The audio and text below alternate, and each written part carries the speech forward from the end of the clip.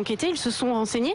Alors ce qui s'est passé, eh bien, c'est que lundi soir, un internaute a posté sur un site internet un message dans lequel il dévoilait quelques heures à l'avance l'intitulé d'un sujet du mardi matin. Mais en fait, là où il y a eu doute et confusion, c'est que c'est sur ce même site, un site de jeux vidéo très populaire, que l'an passé, il y avait eu véritablement une fraude. Le frère d'un lycéen avait posté sur ce site la photo d'un exercice de maths du bac 2011. Mais cette année, cela n'a rien à voir.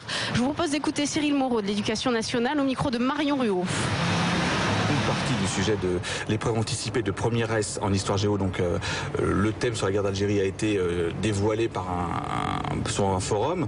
Ce thème évidemment fait partie de différents thèmes qui ont été développés sur les 21 000 commentaires qui ont été faits sur ce site internet. Donc bon, pour nous, il n'y a pas une véritable divulgation, simplement des échanges entre les différents candidats qui, à des heures plus ou moins matinales ou tardives, échangent sur leurs impressions, leurs souhaits et puis leurs appréhensions vis-à-vis de l'examen.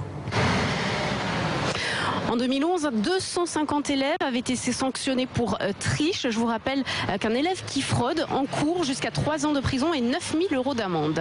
Diane Gouffran en direct avec Marion Ruot.